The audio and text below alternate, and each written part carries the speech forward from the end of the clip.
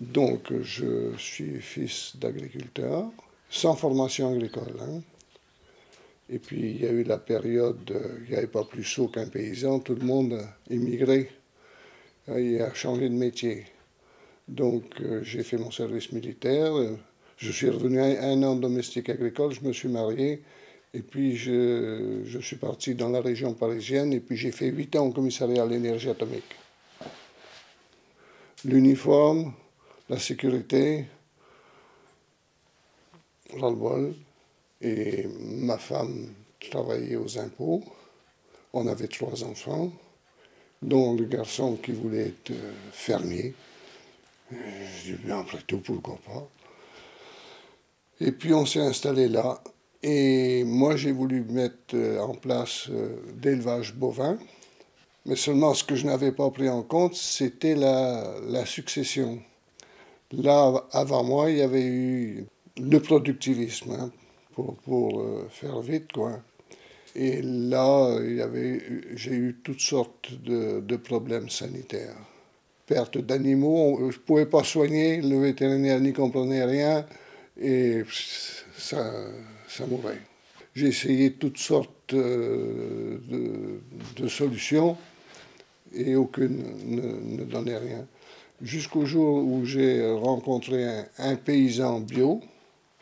Il m'a recommandé un livre qui était la méthode Lemaire Boucher, la méthode agriculture biologique Lemaire Boucher. Je dis, bon, mais là, il y a une autre piste. Et la personne en question m'a proposé de faire un bilan, je ne sais plus s'il appelait ça un bilan sanitaire. On a cherché s'il y avait des escargots, s'il y avait des vers de terre et des crapauds. Il n'y avait pas de crapauds non plus. Pour moi, ça ne me parlait pas, mais je m'en suis tenu là. Alors, pour résoudre mes problèmes sanitaires, il m'a recommandé la phytothérapie, c'est-à-dire l'utilisation des essences de plantes. Après avoir pulvérisé autour du bâtiment, eh bien, j'ai pu soigner mes animaux avec la phytothérapie.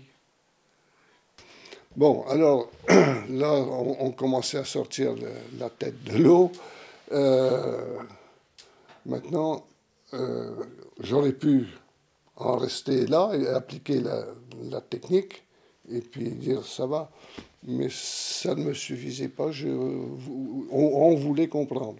Et c'est là qu'est intervenu Bernard Péloquin, qui était au courant de ce qui se passait à la méthode Lemaire Boucher, et puis qui a lancé la création d'une association pour promouvoir la bio, donner de la formation et des indications pour pouvoir se dépanner. Bernard était président, moi j'étais trésorier, secrétaire. Enfin, et bien on a mis en route des cycles de formation. Et là j'ai acquis quand même beaucoup de techniques. Moi, ça m'a beaucoup profité. Et c'est là que j'ai rencontré quelqu'un qui nous a parlé de biodynamie. La nature, dans toute sa dimension cosmique et tellurique, a tout prévu.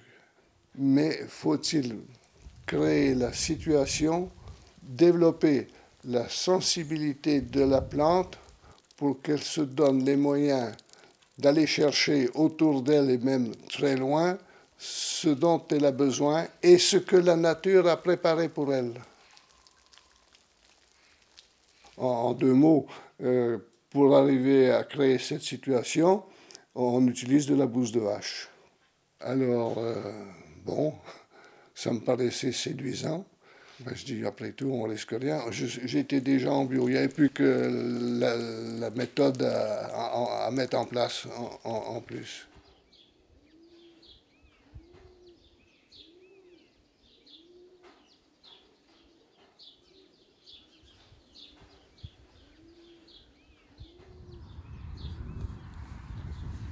Je m'appelle Bernard Péloquin.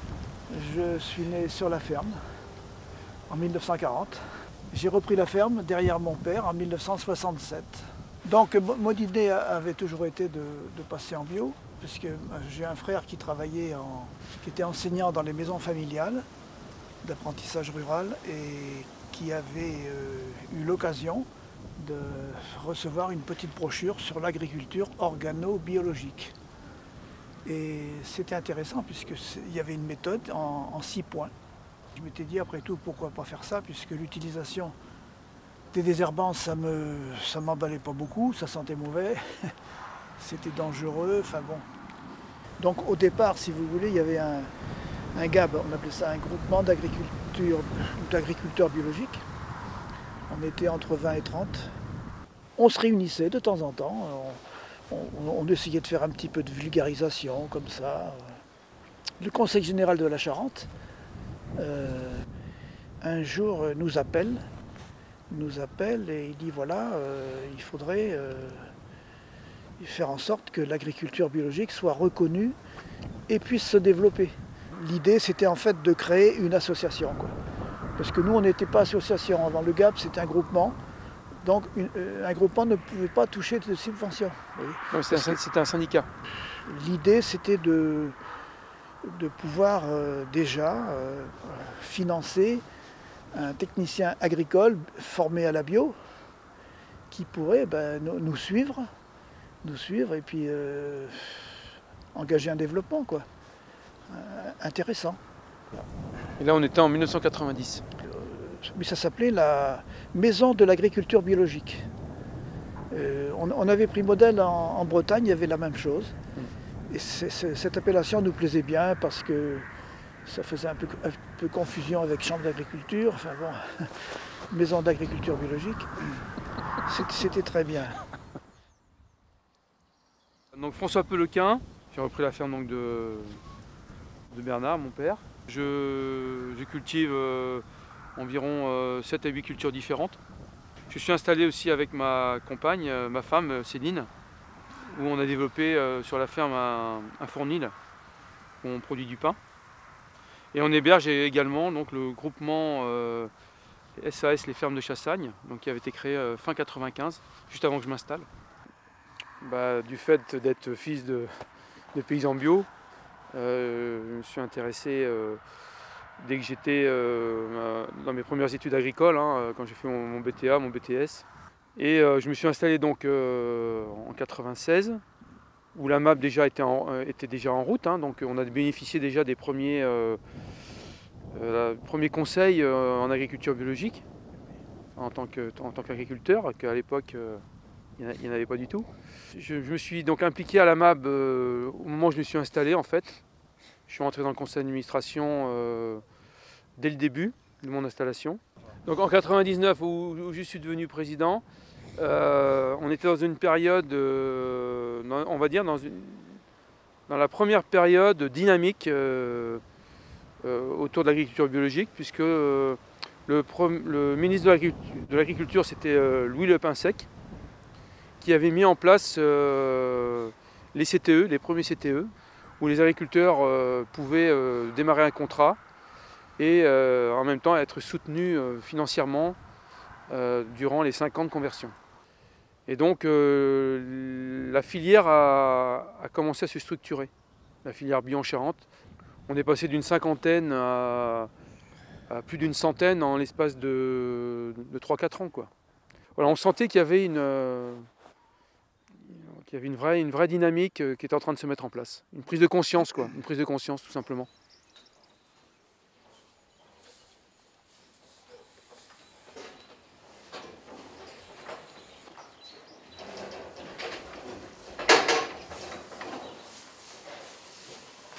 Donc bonjour, je m'appelle Pierre Bousseau. Je suis agriculteur, polyculteur, éleveur à Salles-la-Valette, dans le sud Charente. J'élève un troupeau de vaches limousines. Je produis des noix, des céréales en bio et on a monté aussi une brasserie, donc on produit du houblon et de l'orge qu'on transforme en bière. Un sujet majeur durant ma présidence à la MAB, ça a été le sujet de la conversion en bio.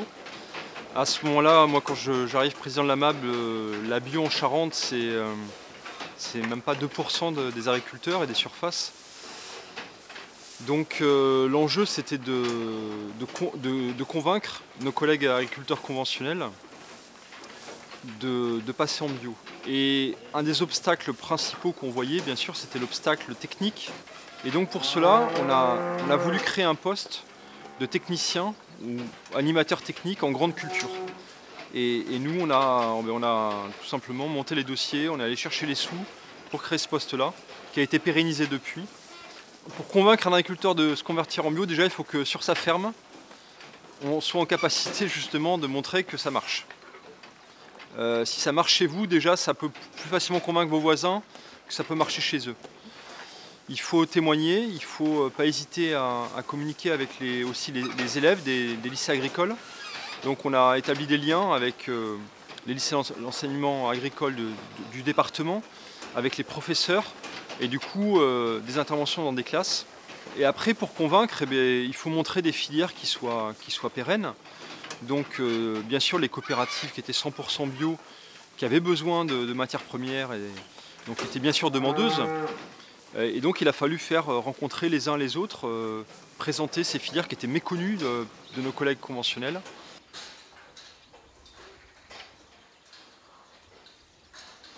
Donc moi je me suis installé à l'automne 2007. J'ai converti la ferme 11 mois plus tard, enfin un peu moins d'un an. Mon père était en conventionnel, il était plutôt inquiet à l'idée que je me convertisse. Pour lui, clairement, il n'y avait plus rien qui allait pousser dans les champs. Moi, de toute façon, je ne me serais pas installé agriculteur si je n'avais pas été en bio. Parce que, au-delà de l'agriculture, moi, j'avais un engagement très fort. J'étais un écologiste convaincu. Et il fallait rétablir des équilibres entre la relation entre l'homme et la nature. Si on veut pérenniser notre bien commun qui est cette planète, il fallait modifier nos pratiques, notre comportement. Et l'agriculture semblait un biais extrêmement intéressant pour transformer les choses. Et c'est pour ça que j'ai choisi l'agriculture.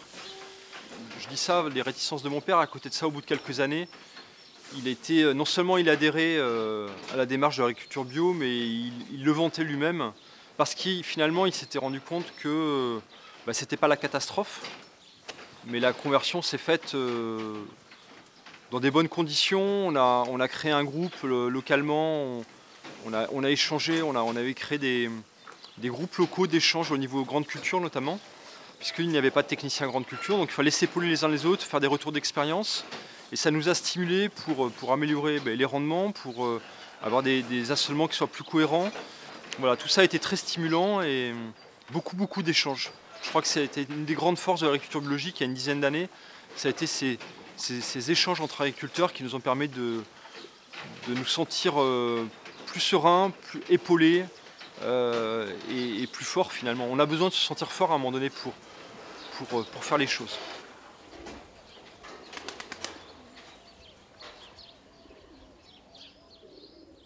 Alors je m'appelle Carole Balu, je vis à Châtignac, j'ai 44 ans et on a une ferme avec mon mari en polyculture élevage et tout en vente directe. Alors moi j'ai commencé à faire partie de la MAB, nous on est arrivé en 2013 et me semble-t-il de mémoire en 2014. Du coup je suis devenue administratrice en 2014 et puis après l'année d'après présidente. On a travaillé sur énormément de choses, mais en tout cas, moi, ce qui m'a marqué, parce que désormais, on est vraiment en plein dedans, c'est tout le travail qu'on a fait sur le HVE. Donc sur ce faux label qui a été mis en place par la FNSEA, qui rêvait depuis des années d'avoir un label qui validait une agriculture dite raisonnée, qui ne correspond à rien, avec aucune contrainte pour les agriculteurs, et ils peuvent continuer à utiliser de la chimie, et désormais, ils vont pouvoir bénéficier d'aide environnementale. Ce qui a été intéressant, c'est de voir comment petit à petit, les consommateurs, en 30 ans, se sont emparés de ces problématiques-là. Désormais, le bio, c'est vraiment rentré dans notre culture. Ça c'est sorti d'une culture d'initiés avec une poignée de gens qui du coup cherchaient à fonctionner sans produits chimiques. Là désormais, qu'on consomme ou pas bio, de toute façon, c'est dans notre culture. La MAB et plus particulièrement de toute façon le réseau bio, c'est un outil qui est vraiment indispensable pour les conversions. parce que ça permet vraiment à un agriculteur qui utilise de la chimie de pouvoir rencontrer d'autres agriculteurs. C'est-à-dire que là, réellement, on va pouvoir dire, ok, pour l'enherbement, comment est-ce que tu fais sur ta ferme en bio? Voilà comment je fais, on va dans mon champ, on va voir du coup comment ça se passe. D'un point de vue économique, quelles sont les rentrées, quelles sont les charges supplémentaires, etc. Là, on est vraiment sur de l'ingénierie, sur du pilotage technique de ferme. Donc, un réseau bio, ça permet justement de faire ça. Alors moi, je suis arrivée à l'agriculture par mon mari, par Pascal. J'ai rencontré Pascal du coup lorsque j'étais dans le Tarn. J'avais par contre depuis enfant, comment dire, j'avais une grande admiration pour l'autonomie. Moi je viens d'un milieu assez bourgeois où on travaille pour se payer ce dont on a besoin. Et ensuite lorsque j'ai rencontré Pascal qui lui était agriculteur, là ça a été vraiment la bascule. Là, je me suis dit, mais non, finalement, on peut avoir cette autonomie. On peut, du coup, il m'a appris à cultiver des légumes, à faire des conserves, etc. Avec lui, du coup, j'ai pu vraiment développer tout ça et voir à quel point c'était plaisant. Et on a pu investir cette petite ferme et faire l'agriculture qu'on voulait. À savoir une agriculture avec un maximum d'autonomie et surtout sur un système paysan qui est logique. Donc c'est une agriculture qui est forcément moins facile parce qu'il y a plein de petites choses, il y a plein de petits ateliers et c'est beaucoup plus gourmand en temps. Mais en tout cas, pour nous, ça a été un vrai choix de notre part. Alors aujourd'hui, nous, ce qui nous inquiète et ce sur quoi on travaille beaucoup sur la ferme, c'est le réchauffement climatique. Nous, à l'échelle de notre ferme, nous ici, on a 8 hectares de verger, on a des prairies pour les animaux, on cultive des champs, etc. Si à un moment donné, on est comme au Canada, on se fait une semaine entre 45 et 50 degrés, mais en fait, tout meurt, moi, sur ma ferme. Donc, quand on écoute les climatologues, on nous dit que c'est d'ici 5 ans. D'ici 5 ans maximum, la France aura aussi un épisode comme ce que le Canada vient de vivre. Le Canada qui a perdu quasiment la moitié du coût de ses récoltes. Donc la réalité, elle est là. Donc pour moi, le défi de maintenant et les défis qui sont en train de s'annoncer, c'est vraiment de prendre cette mesure-là. Le réchauffement climatique, c'est pas juste quelques bouleversements comme ça. C'est que là, actuellement, on est dans une économie dite artificielle, où quand il manque quelque chose en France, quand le blé comme ça, les agriculteurs font moins de rendement, que ce soit en bio ou en chimie, ce qui va se passer, c'est que de toute façon, on ira chercher du blé ailleurs. Donc on va aller dans les pays de l'Est qui tapent à la porte de l'Europe et qui sont bien contents du coup d'avoir un partenariat et de nous laisser prendre du blé. Le jour où eux vont fermer leurs frontières par rapport à ça, parce qu'eux aussi vont être en baisse de rendement, eh bien nous, chez nous, il n'y en aura plus. Donc c'est toutes ces questions-là en ce moment qu'on se pose. On essaie nous de réfléchir à l'échelle de notre ferme, à faire des modifications par rapport à ce qu'on plante, par rapport à ce qu'on cultive, à faire de l'agroforesterie, etc. Et quand on parle de système bio-industriel et de système paysan, il n'y a qu'un système paysan qui peut résister.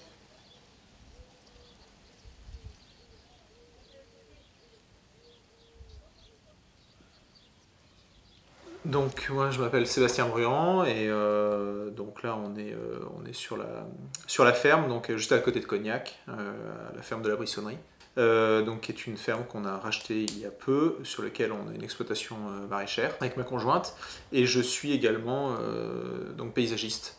Il se trouve que j'avais, étant jeune, beaucoup jardiné avec mes grands-parents et parents, et que j'étais assez proche de la nature, et donc j'ai eu l'idée de devenir jardinier paysagiste, donc je me suis lancé en autodidacte dedans.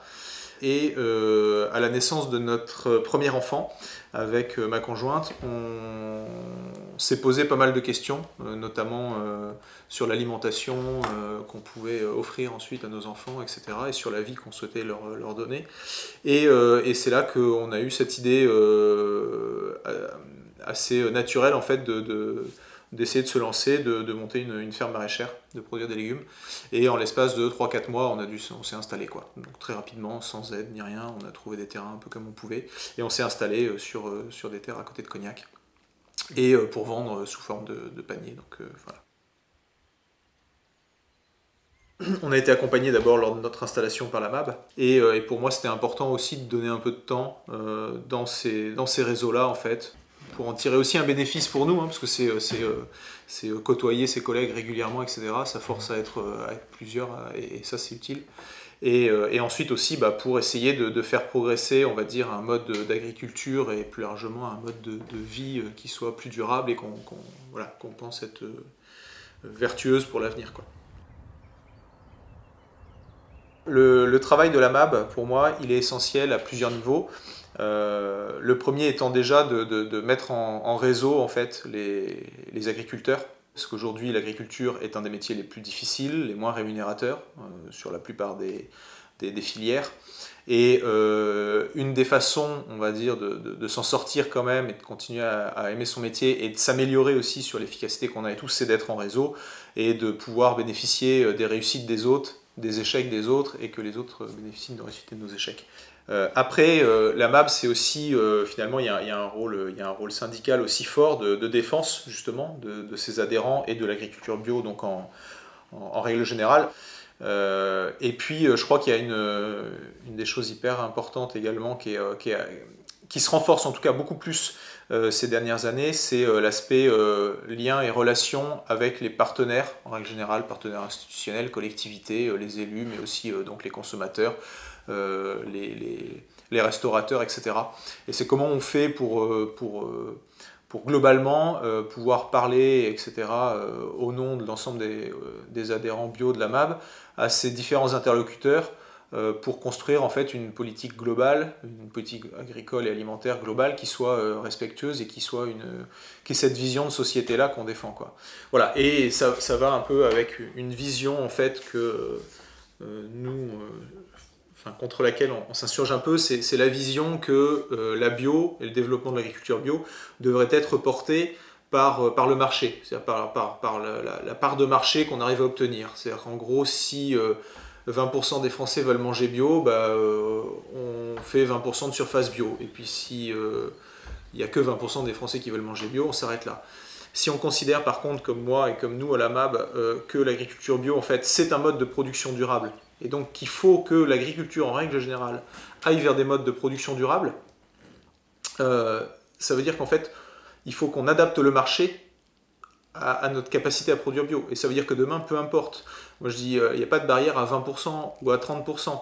Il faut que la bio se développe au maximum, et à nous, avec les pouvoirs publics, les collectivités, les associations de consommateurs, etc., d'adapter le marché pour que les gens veuillent de plus en plus manger bio, quoi. Je pense que c'est dans ce sens qu'il faut le faire. Voilà. Et une des choses qui m'a saisi dès que je suis arrivé à la MAB et que j'étais administrateur et qui m'a donné envie de devenir président, etc., c'est qu'effectivement, il y a une ambiance assez particulière. Il y a des gens qui ont leur caractère et tout, mais c'est essentiellement des gens qui défendent des valeurs, qui ont des convictions assez fortes. Et ça, je trouve ça extrêmement appréciable. Et ça se retrouve donc chez les adhérents, clairement. Les AG sont toujours source de débats, de choses, c'est hyper intéressant. Ça se retrouve bien évidemment chez les administrateurs. C'est extrêmement appréciable d'avoir une équipe salariée qui croit à ce qu'elle fait. Et ça, je pense que c'est hyper appréciable. Et ça fait quand même que l'ambiance de travail est quand même particulièrement sereine.